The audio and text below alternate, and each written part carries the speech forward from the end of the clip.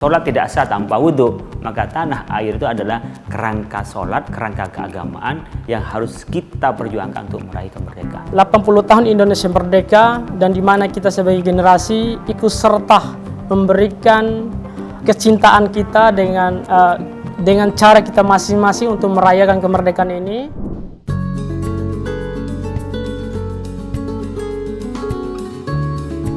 Pertama, kalau dalam konteks kami umat Islam pasti ajarannya diajarkan cinta tanah air, dan bahkan ada semacam ungkapan-ungkapan yang lumrah dikatakan oleh kita, hubbul watan minal iman, cinta negara, pemerintahan adalah bagian dari iman, dan kita menjadi landasan untuk membangun negara adalah cinta. Namanya Rasulullah SAW ketika pergi ke Madinah itu berdoa, Allahumma habib ilainal Madinah kahubina Makkah. Ya Allah, berikan kami cinta kepada Madinah sebagaimana cinta saya kepada Mekah. Dalam Islam mengajarkan cinta tanah air, tapi ada sebagian muslim itu yang merusak persatuan, merusak terhadap tanah air, bahkan mengatakan, wah, buat apalah kita umpamanya cinta tanah air, nggak ada dalilnya, karena tidak tahu, bukan tidak ada. Begitu juga orang yang salah menganggap ketika menghormat bendera itu dianggap sujud. Tidak, itu adalah simbol bahwa bendera itu adalah bagian dari negara kita dan kita menghormati, menghargai, bahkan mencintai.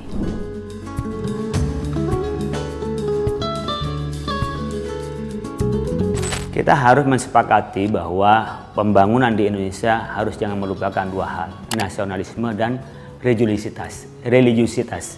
Religius itu adalah tentang keagamaan.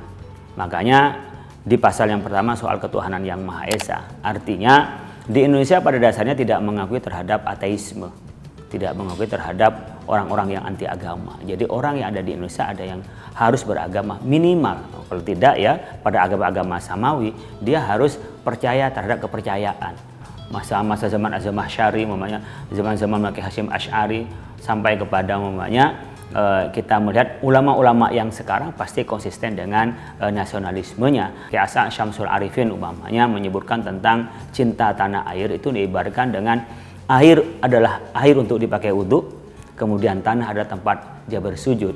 Maka berarti cinta tanah air dalam konteks keagamaan atau meraih kemerdekaan, bahkan mengisi kemerdekaan adalah konteks keagamaan, karena di mana kita menjalankan ajaran agama yang sangat esensial, yaitu berupa sholat, dan sholat itu sujudnya ke tanah, kemudian sholat tidak sah tanpa wudhu, maka tanah air itu adalah kerangka sholat, kerangka keagamaan yang harus kita perjuangkan untuk meraih kemerdekaan.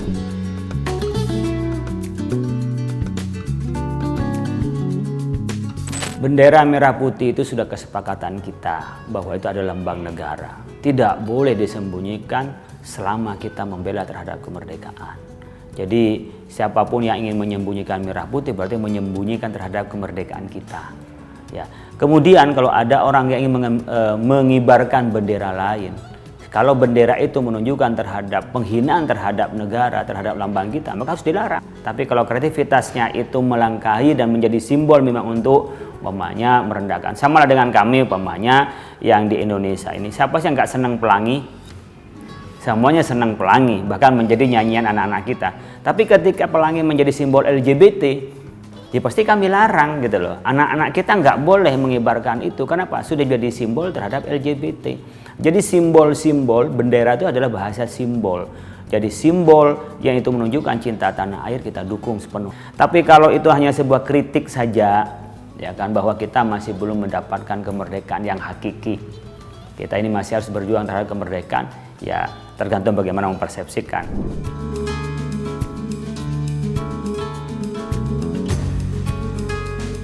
Dalam konteks negara ada 4 yang barangkali untuk menciptakan kemerdekaan yang hakiki yang harus kita lakukan. Yang pertama tadi adalah pemerintahan yang adil. Adil itu bukan rata. Adil itu adalah proporsional. Jadi meletakkan sesuatu pada tempatnya, berikan kesejahteraan sesuai dengan proporsinya, itu adalah keadilan. Yang kedua adalah intelektual yang tanggung jawab dengan intelektualismenya. Jadi jangan sampai para intelektual kita ini menjadi culas demi kepentingan tertentu, menggadaikan keilmuannya. Dalam konteks kita keagamaan jangan sampai menjadi ulama ulama yang orientasinya hanya duniawi untuk mendapatkan posisi di depan pemerintah, kemudian dia mencarikan dalil-dalil untuk melegitimasi pemerintah. kemarin-kemarin hampir kita ini kebablasan untuk pendidikan anak-anak kita cinta tanah air. Maka perlu dimasukkan mulai sejak dini, mulai anak-anak dari TK sampai umumnya anak-anak perguruan tinggi. Jangan lepas ada pendidikan kewarganegaraan, pendidikan cinta tanah air. Bagi mereka yang beragama, berikanlah spirit keagamaan masing-masing dari ketuhanan yang Maha Esa itu menuju persatuan Indonesia. Kemudian mereka berikanlah tentang cinta tanah air itu.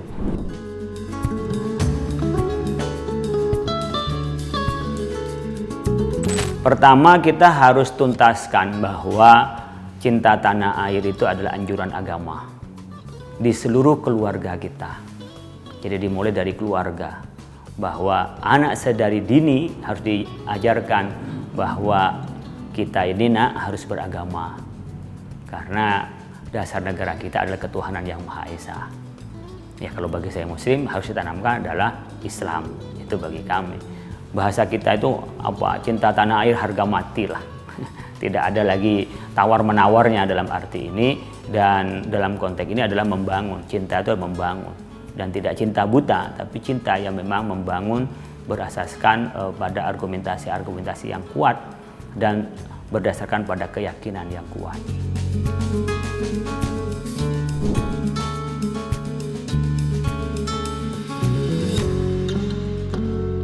Nasionalisme di kalangan anak muda ya kita melihat ya tetap sangat bernasionalisme, dan mereka tetap berbicara tentang kebangsaan dan keindonesiaan, terutama dalam kaum intelektual. Pemuda-pemuda Indonesia tetap mendiskusikan tentang masa depan Indonesia.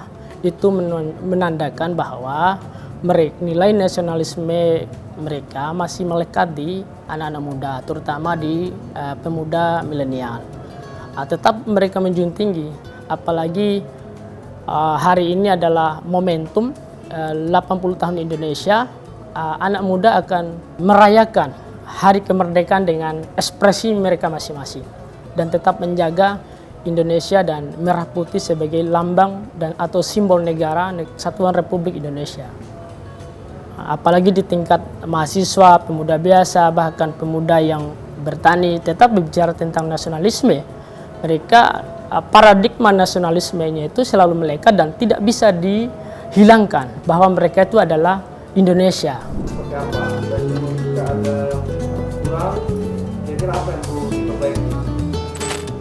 Langkah yang dilakukan pemerintah sudah baik, tinggal dimaksimalkan atau tinggal di pengembangan, memberikan pendidikan Pancasila di tingkat sekolah supaya generasi ke depan mengetahui bahwa inilah Indonesia.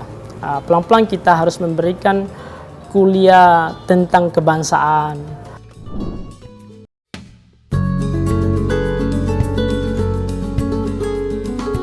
Kami berharap generasi muda dan generasi tua di hari momentum hari kemerdekaan 80 tahun Indonesia merdeka, dan di mana kita sebagai generasi ikut serta memberikan kecintaan kita dengan cara kita masing-masing untuk merayakan kemerdekaan ini, dan kita tetap berkomitmen bahwa Indonesia adalah negara persatuan dan tidak bisa terpancing dengan ejekan apapun, dan kita tetap merayakan hari kemerdekaan bahwa ini adalah hari sejarah. Kita sebagai generasi muda kita memberikan satu kehormatan dengan cara kita masing-masing kepada pendiri bangsa, bahwa merah putih kita jaga.